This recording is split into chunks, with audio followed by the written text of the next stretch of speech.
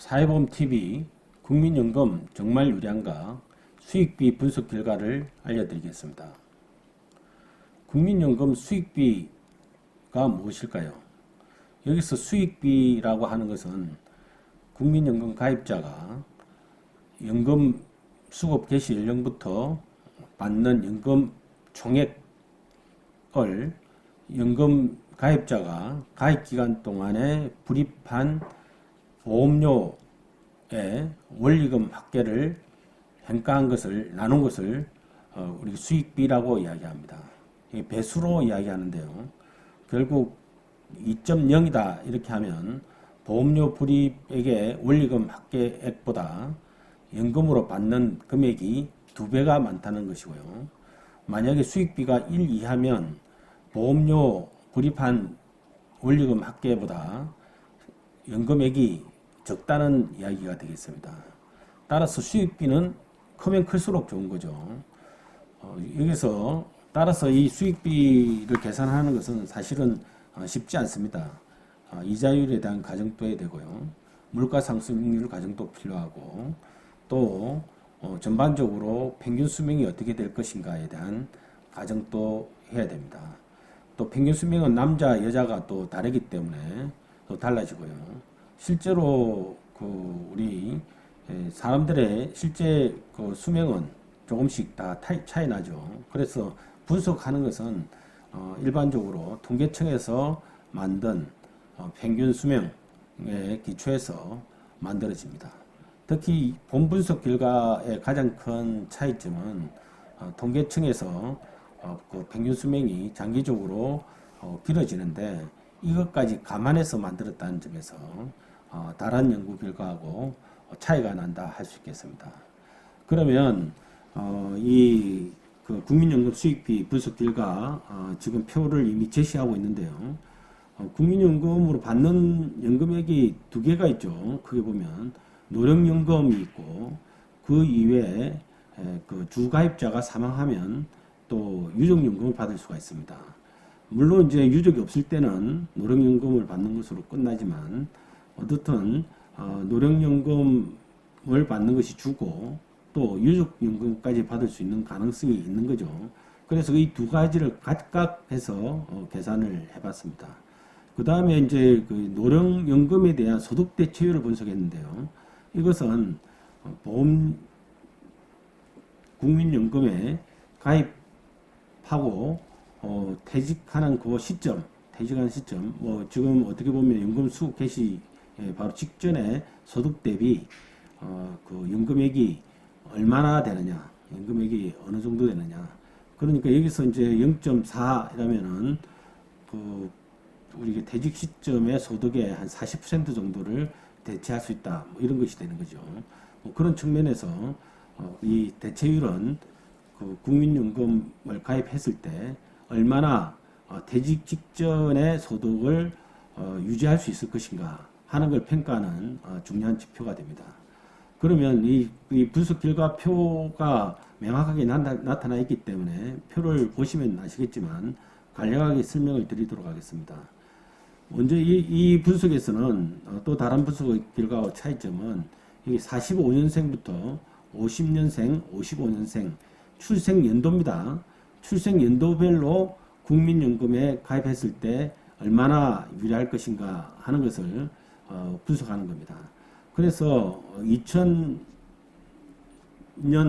2005년 출생자는 아직 국민연금에 가입하지 않은 경우도 있을 텐데 그럼에도 불구하고 만약에 2000년이나 2005년, 2010년에 태어난 사람이 그 이후에 계속 가입했을 때는 현재의 국민연금 산식으로 봤을 때 수익비가 어떻게 될 것인가 하는 것을 보여주고 있습니다.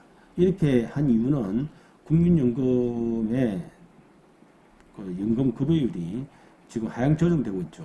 그래서 2028년까지 40년 가입 기준 40%로 조정되고 있기 때문에 이 반영 효과를 보기 위해서 이렇게 보여드리고 있는 겁니다. 그러면 수익비와 소득 대체율을 세대별로 비교해서 그 소득 재분배 효과도 볼 수 있는데 어떻든 분석 결과를 간략하게 말씀드리면 이 국민연금은 또그 소득 적용 효과가 있죠. 따라서 평균 소득자냐, 안 그러면 평균 소득보다 소득액이 높으냐, 그렇지 않으면 또 평균 소득보다 소득이 낮으냐에 따라서 수익비가 또 달라질 수 있습니다. 그것은 다음 기회에 또 말씀드리기도 하고, 오늘은 평균 소득자 기준으로 해서 30년을 가입했다라고 가정했을 때 어느 정도의 수익비가 나느냐, 그 소득 대체율도 30년 가입했다고 했을 때 소득 대출이 어떠냐 하는 걸 보는 겁니다.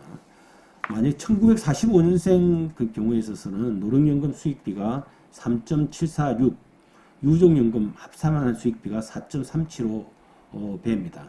이렇게 보면은 1945년생 같은 경우는 본인이 불입한 연금액의 3.7배 내지 유족연금까지 4.3배까지 받을 수가 있는데 실제 이제 그 가장 어떻게 보면은 유리하다고 할 수 있지만 45년생은 국민연금 제도가 1988년에 만들어졌기 때문에 충분하게 가입을 못합니다. 따라서 실제로 이제 30년 가입 못한 그런 전제 위에서 나타나기 때문에 국민연금으로부터 혜택은 상대로 덜 받는 그런 세대라고 할 수 있습니다.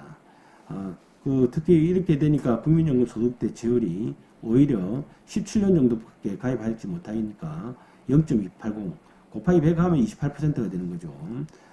퇴직 직전 소득의 28% 정도까지 받을 수 있다는 거죠. 55년생 같은 경우는 수익비가 3.267, 유족연금을 합하면 3.865배가 됩니다. 그리고 소득 대체율은 0.423, 42.3%가 되죠. 어떻게 보면은 국민연금의 경우로 보면 실제 55년생도 사실은 충분히 가입할 수 있는 정도는 안 됩니다. 그렇지만 그래도 상당히 가입할 수 있는, 그러니까 27년까지 가입할 수 있는 세대가 되죠. 그러니까 실제로는 한 58년생, 60년생 정도 되면 30년을 충분히 가입할 수 있고 수익비도 높은 그런 계층이 될 수 있겠습니다. 반면에 이제 우리 그 65년생을 봅시다. 노령연금 수익비가 3.014, 유족연금을 합산하면 3.527배로 이 앞 세대보다 낮죠. 그렇지만 소득 대체율은 0.417로 41.7%가 됩니다. 어떻게 보면 충분하게 30년 이상을 가입할 수 있는 세대가 되는 거죠. 반면에 이제 1985년생에 넘어오면 노령연금 수익비가 2.585회, 유족연금을 합산하면 2.942배, 국민연금 소득 대체율은 31.8%로 떨어집니다.